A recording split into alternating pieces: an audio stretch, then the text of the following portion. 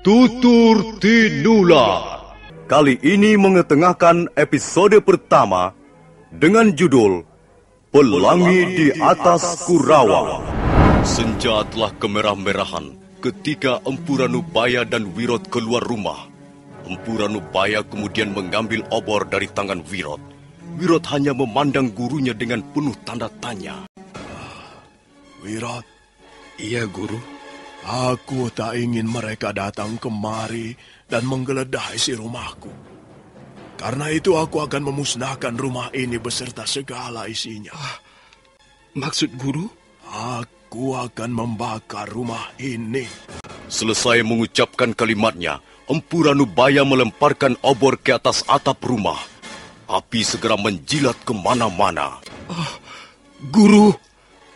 Guru!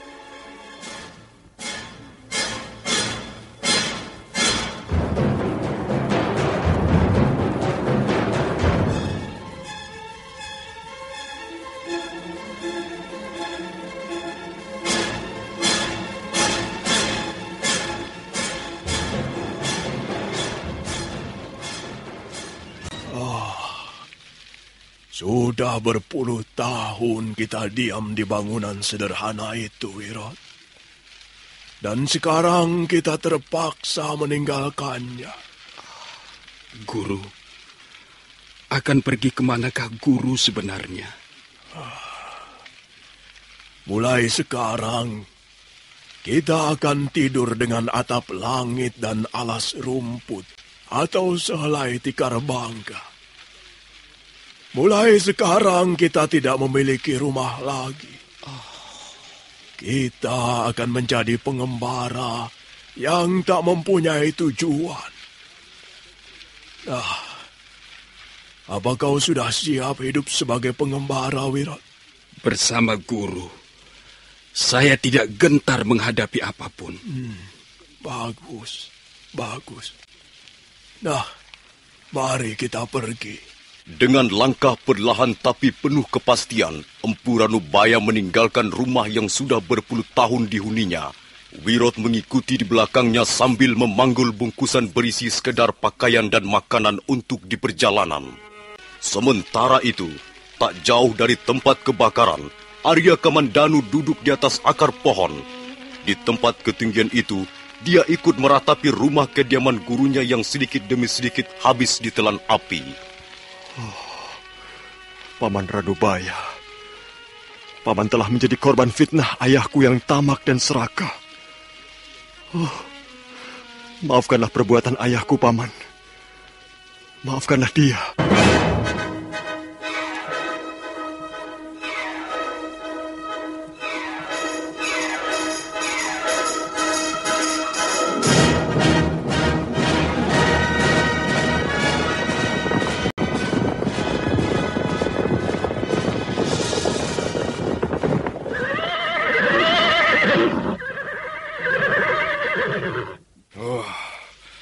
Kita terlambat, Gusti Ranggalawe.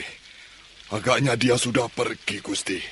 Mengapa dia membakar rumahnya sendiri? Mungkin dia tak ingin kita menggeledah isi rumahnya dan menemukan barang-barang yang berharga. Prana Raja? Ya. Mana Ganggadara dan Jarawaha? Mereka saya perintahkan memeriksa sekitar tempat ini, Gusti. Baiklah. Kita tunggu barang sesaat lagi. Kita memang tidak bisa berbuat apa-apa dengan rumah yang terbakar ini. Nah, itu mereka, Gusti. Itu mereka datang membawa seseorang.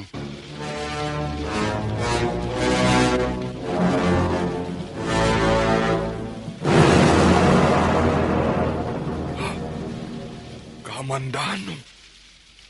Kamandanu. Apa kerjamu di sini, ha? Hai. Kau mempunyai lidah untuk menjawab, Kamandanu? Di mana kalian temukan dia, Ganggadara? Kakang Jarawaha yang melihatnya, Gusti. Saya melihat dia sedang duduk merenung melihat rumah yang terbakar ini, Gusti. Di sana, Gusti. Di atas gundukan bukit. Di atas akar sebatang pohon yang besar. Semula saya mengira seekor kijang atau babi liar. Tetapi setelah saya amati lebih seksama, ternyata seorang manusia, Gusti. Kamandanu! Kau jangan membuat malu ayahmu, Kamandanu. Jawab, mengapa kau berada di tempat ini? Jawab! Kalau kau bungkam terus, kubunuh kau, anak setan. Bunuhlah saya, Ayah. Bunuhlah saya. Apa yang kau kerjakan di sini, Kamandanu? Hah? Aku ingin tahu. Kau masih menjalin hubungan dengan si tua bangka Ranubaya itu, bukan? Paman Ranubaya orang baik-baik. Mengapa saya harus takut berkunjung ke rumahnya? Goblok! Apa kau tidak tahu bahwa dia itu penjahat negara? Paman Ranubaya bukan penjahat. Dia orang baik-baik, Ayah. Lihat saja buktinya. Para prajurit yang datang ke Kurawan ini akan menangkapnya. Kalau dia bukan penjahat, mana mungkin berurusan dengan pemerintah Singasari? Bisa saja dia mau ditangkap, karena ini fitnah.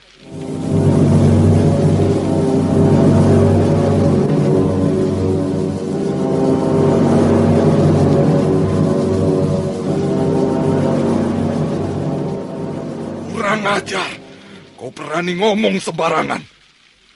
Tidak ada yang memfitnah orang itu. Dia telah memusuhi pemerintah Singasari. Karena itu, mau ditangkap untuk mempertanggungjawabkan perbuatannya.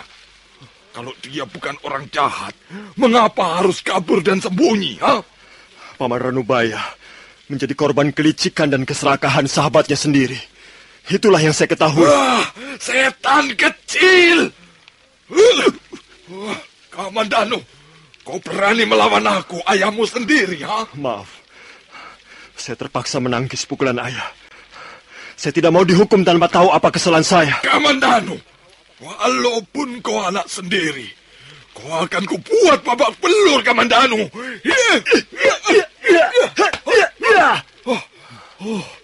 Pukulan 12 jurus. Kau telah belajar pukulan 12 jurus pada tua bangka itu rupanya. Tuan Hanggareksa, Tuan masih terlalu lelah. Biarlah saya yang menangani putra Tuan. Angger Kamandanu, mengapa Angger membuat susah orang tua sendiri? Mengapa Angger tidak menurut saja apa kata ayahandamu? Kalau Tuan bermaksud menangkap saya, silakan. Tapi saya pun tidak akan tinggal diam.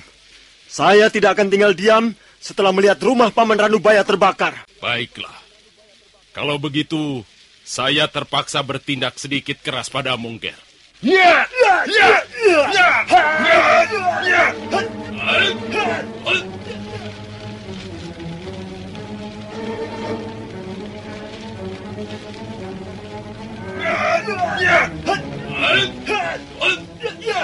Di tengah kobaran api yang terus melalap habis rumah Empu Ranubaya, terjadilah pertarungan yang cukup seru antara Prana Raja dan Arya Kamandanu. Semula Prana Raja agak canggung dan dia bertarung dengan setengah hati. Tapi karena Arya Kamandanu ternyata cukup tangguh dan bahkan berhasil menyarangkan pukulannya beberapa kali, Prana Raja akhirnya terpancing juga dan dia mulai bertarung dengan seluruh kemampuannya. Putra Tuan agaknya mempunyai bakat besar di bidang ulah kanuragan. Tidak, Gusti. Dia itu anak kemarin sore. Lihat saja. Prana Raja akan bertekuk lutut kalau tidak segera dapat mengakhiri pertarungannya. Dan saya lihat putra Tuan belum lagi mengeluarkan seluruh kemampuannya itu. Anak itu keterlaluan sekali. Saya harap Gusti Ranggalawe segera turun tangan. Kalau tidak, hal ini bisa berlarut-larut. Saya terus terang sangat menyesalkan kejadian ini. Saya merasa malu dan terpukul sekali. Memang, Tuan. Agaknya saya harus segera turun tangan. Saya khawatir Prana Raja merasa tersinggung harga dirinya. Dan hal itu justru akan bisa membuatnya mengalami kesulitan yang lebih besar. Oi, hentikan! Prana Raja! Hentikan! Teriakan Ranggalawe bagaikan petir menyambar telinga mereka yang mendengarnya. Pertarungan seketika terhenti. Suasana menjadi sunyi. Hanya gemeretak kayu terbakar yang terdengar. Nah, para pendengar sekalian, bagaimana kisah selanjutnya? Apakah Arya Kamandanu akan berhadapan dengan Ranggalawe? Silakan mengikuti seri berikutnya. Sampai jumpa.